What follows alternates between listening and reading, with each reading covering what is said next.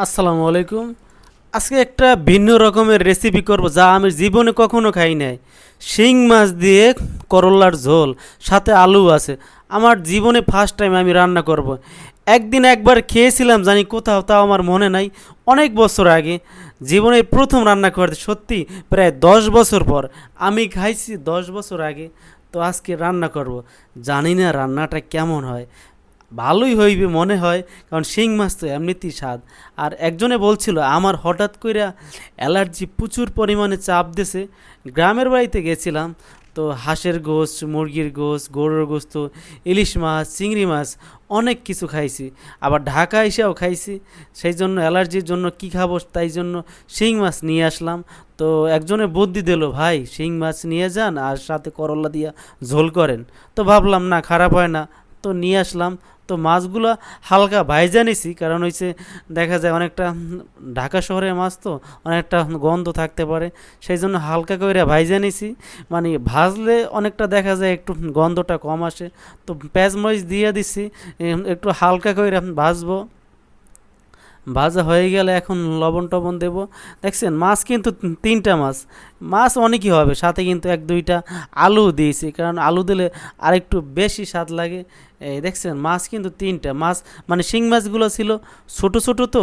আর এই যে আমি আপনাদের দেখাই, মানে মাছ কিনা নিয়ে এসে বালতির মধ্যে রাইখে দিছি, এখনও কিন্তু অনেকগুলো আছে দেখতে পাচ্ছেন।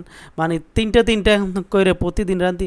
এইগুলো হয়েছে রসুনের পানি, মানে এখন লবণ দিয়ে দিছি পরিমাণ মতো, একটু হলুদ দিছি পরিমাণ মতো, এবং আর একটু লাগবো তো দিয়ে দিচ্ছি।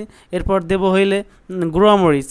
আর যেহেতু আমি তরকারিতে বেশি কাঁচামরিচ দিছি, এখন কিন্তু গুঁড়ামরিচ কম দিতে হবে, কারণ বেশি ঝাল দিলে আবার ভালো লাগবে না। কারণ আলু হলে কিন্তু মিষ্টি হইতো, ঝাল বেশি খাইতো।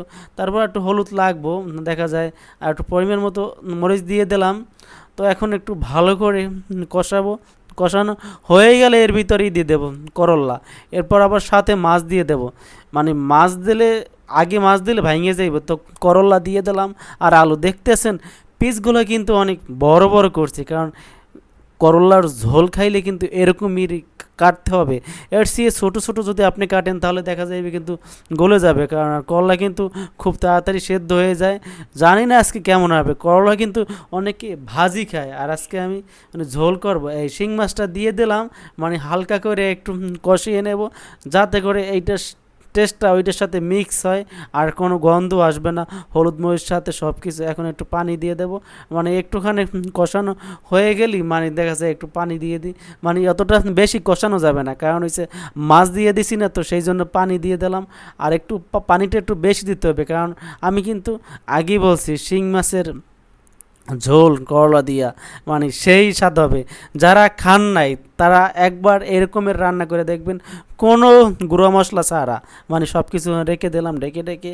তো কিছুক্ষণ পর হয়ে যাব, ভোল্টেজ সব দিয়ে দিছি। তো রান্না প্রায় শেষ পর্যায়ে কিন্তু হয়ে গেছে। আমি কিন্তু ঝোল রাখছি অনেকখানি, কারণ হয়েছে আমি আগেও বলছি যে শিং মাছ দিয়ে করলার ঝোল জীবনে যারা খান নাই, এই রেসিপিটা দেখতে পারেন, একবার হলেও আপনার বাসায় ট্রাই করে খাবেন। আমি তো, আমার ওয়াইফ কিন্তু খায় না, সে শুনেই তো পুরা মানে অজ্ঞান হয়ে যাওয়ার পালা, জীবনে তো খায় না।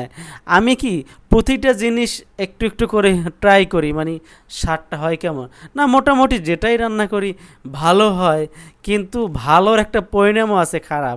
কারণ আমি এত ভালো রান্না করি, সেই জন্য আমার বউ আমার ঢাকায় আসলে বলে তুমি রান্না করে খাওয়াবা।